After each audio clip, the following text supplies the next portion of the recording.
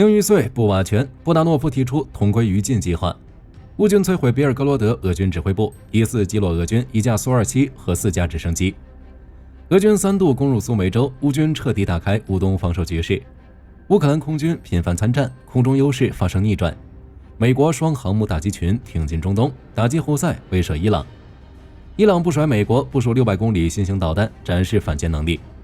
美国军工爆发信任危机，失去数百亿美元合同。精彩资讯即将开始。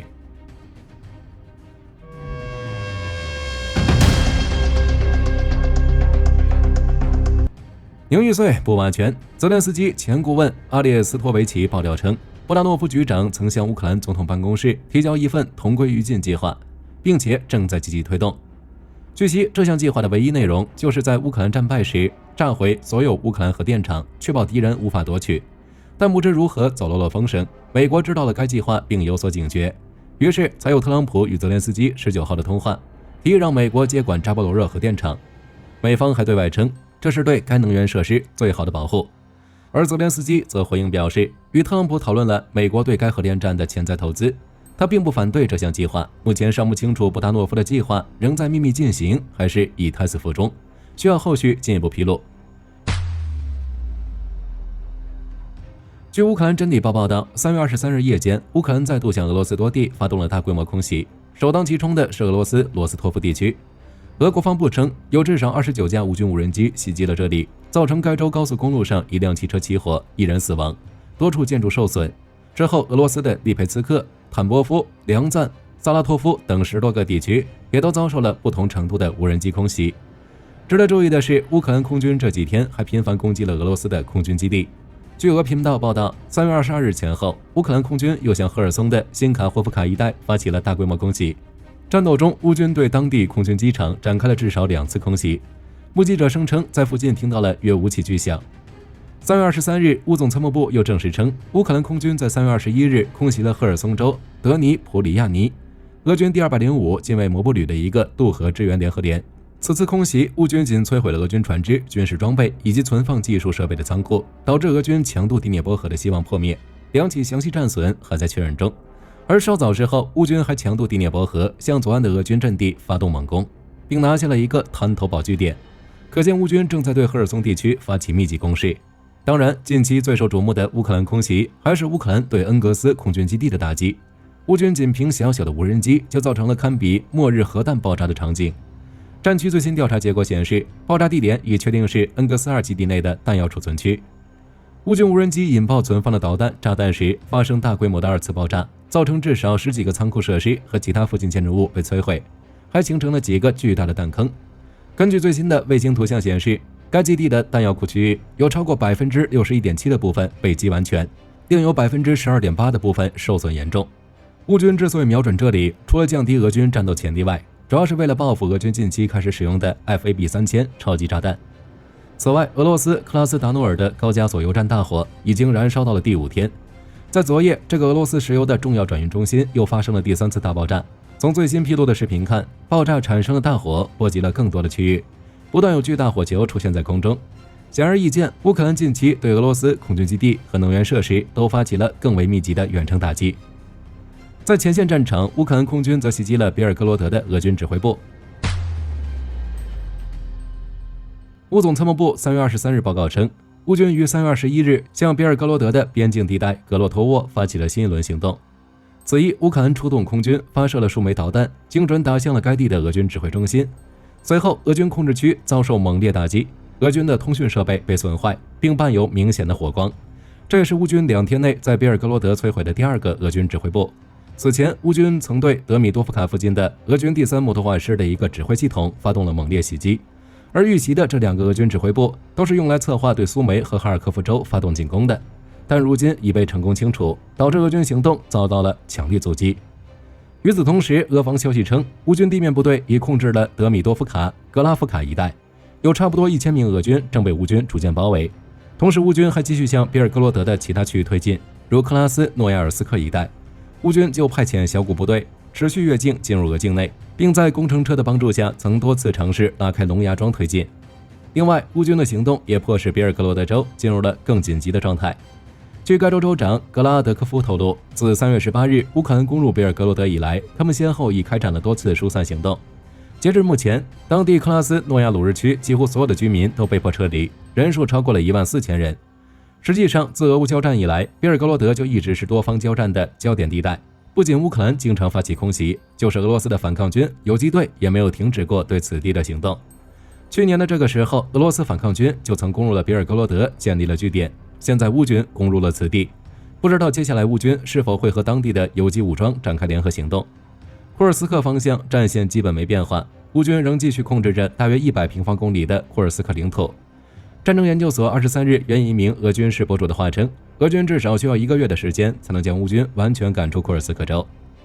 值得一提的是，据亲乌频道3月23日称，在边境附近，乌军特种部队疑似击落1架俄军苏2730战机和4架俄罗斯直升机。目前流出的视频只有1架俄军战机被击中，但是不是乌军所为还有待验证。如果被证实，那么俄军可能损失1架战机和飞行员，至少损失6500万美元以上。俄军在库尔斯克州苏占斯基区西部越境进入苏美州，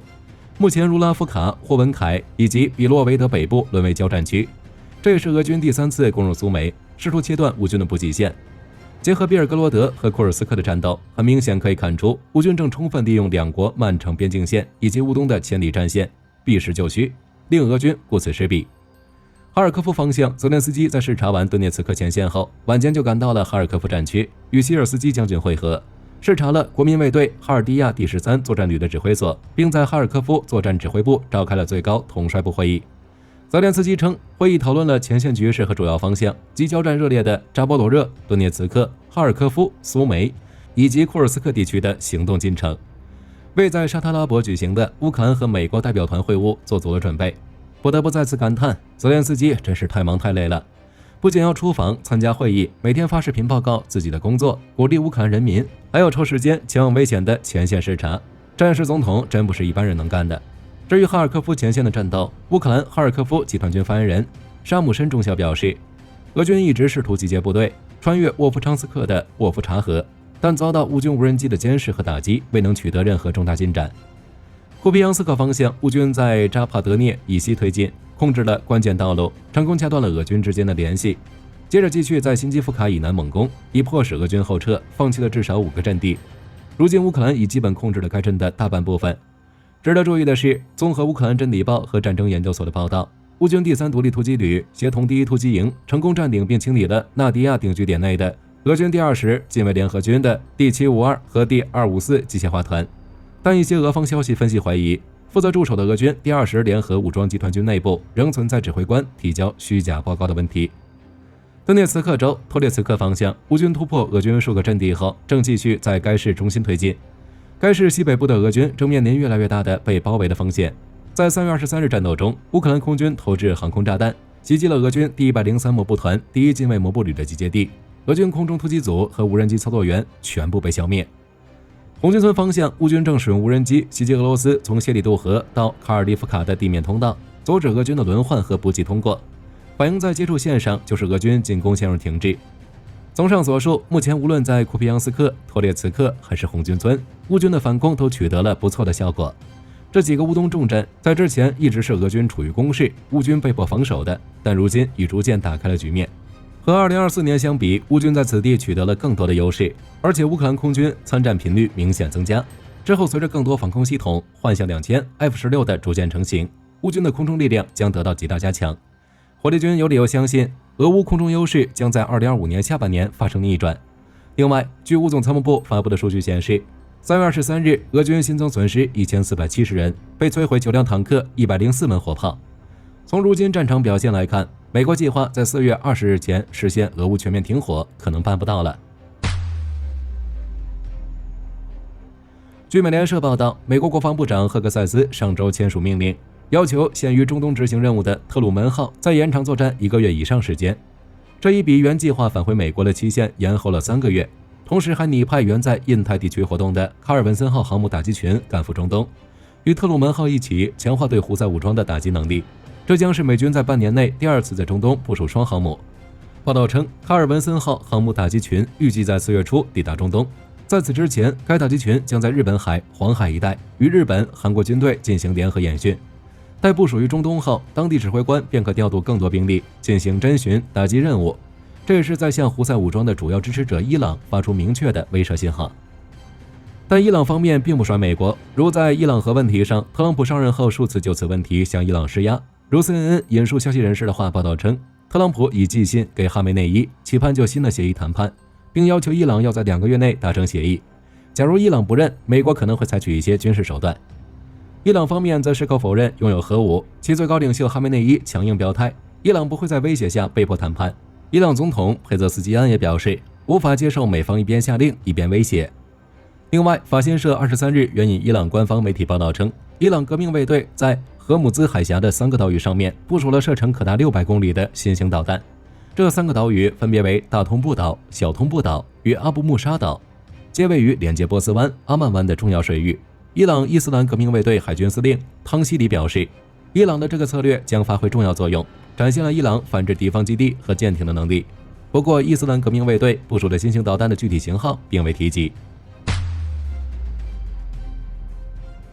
特朗普被此盟友的影响正在显现，目前遭受影响最大的就是美国的军工业。据悉，仅仅因 F-35 订单被取消，就让美国损失数百亿美元。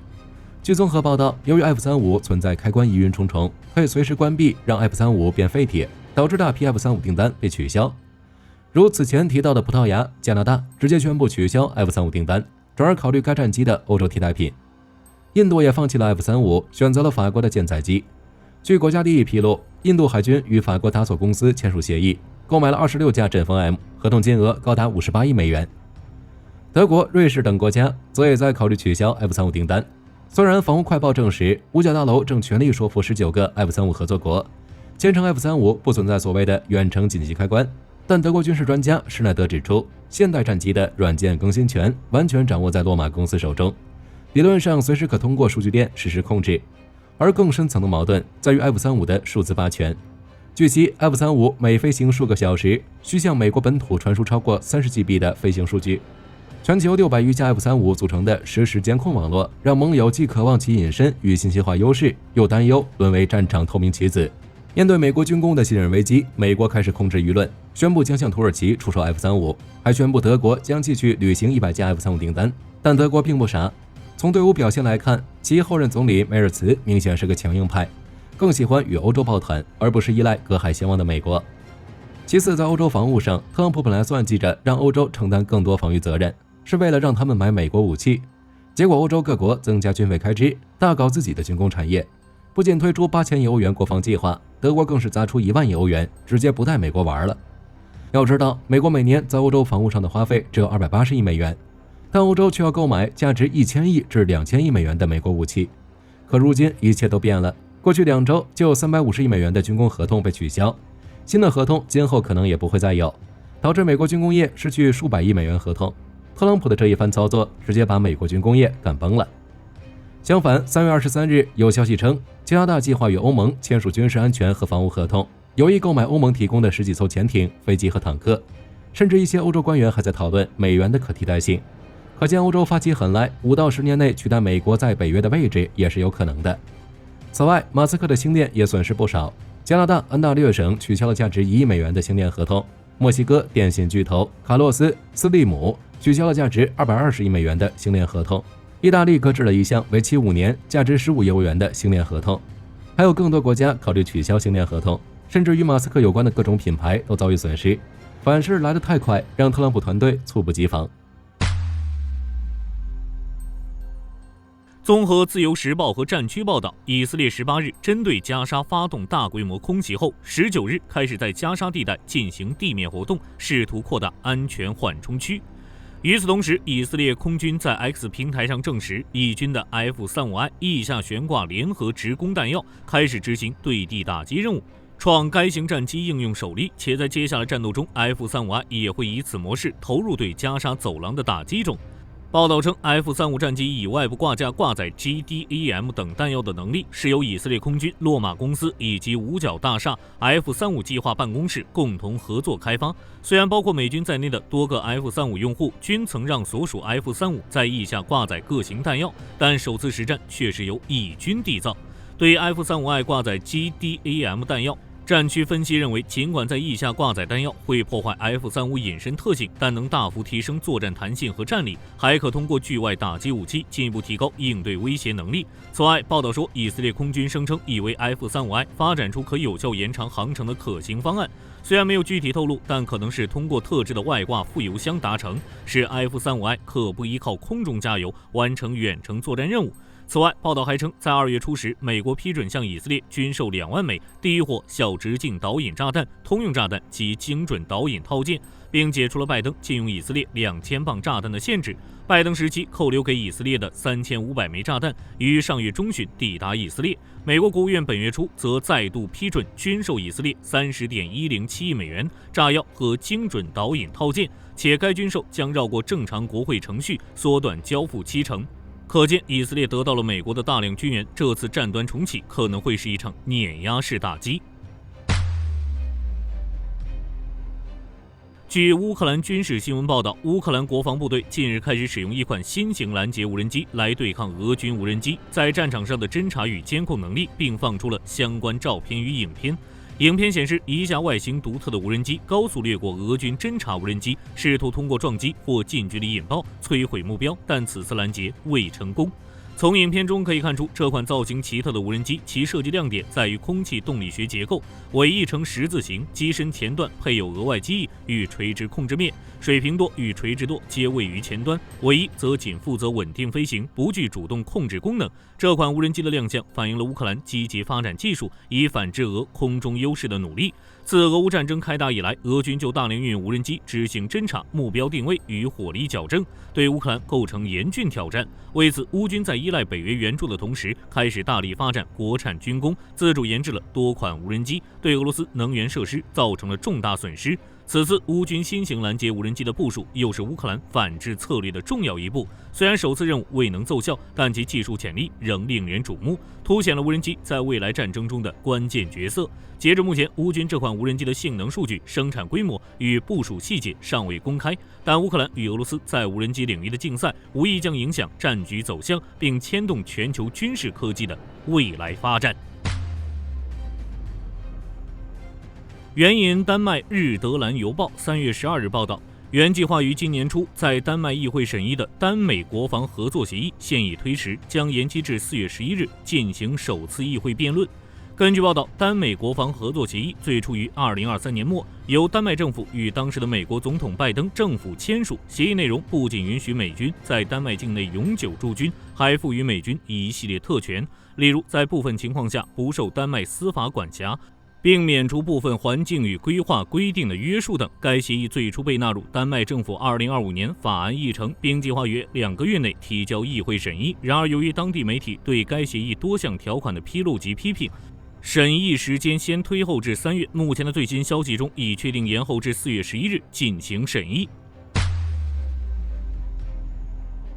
据自由时报报道，挪威是全欧洲第一个实施义务役男女皆兵的国家。该国曾于2015年正式实施全民征兵制，凡男女公民年满19岁，均需服19个月的义务役，其中分为12个月的初级役以及7个月的额外召训。这项制度同样适用于挪威王室。当挪威公主英格丽·亚历山德拉与陆军服役的画面在网络上公开后，迅速引发广泛关注。据挪威王室官方记载，亚历山德拉出生于2004年，曾于2021年底，17岁的她就穿上了飞行服，并在 F-16B 战机上完成了皇家成年礼。18岁后，她还前往挪威陆军的北方旅参观，为日后服役做准备。去年，亚历山德拉正式获得义务役服役资格，并于秋季起分发至北方旅的工兵营服役。担任 CV90战车的机枪射手。值得注意的是，由于他自愿延长出阶役期至15个月，使他得以继续留在部队服务。此外，在义务役全民皆兵10年后，美联社去年曾引述挪威通讯社报道指出，挪威国防部长格拉姆表示，要在2030年前将该国每年征集义务役人数从9000人提升至1.35万人。这就意味着此后的挪威国防军将会有更多具备专业军事知识的人员入役。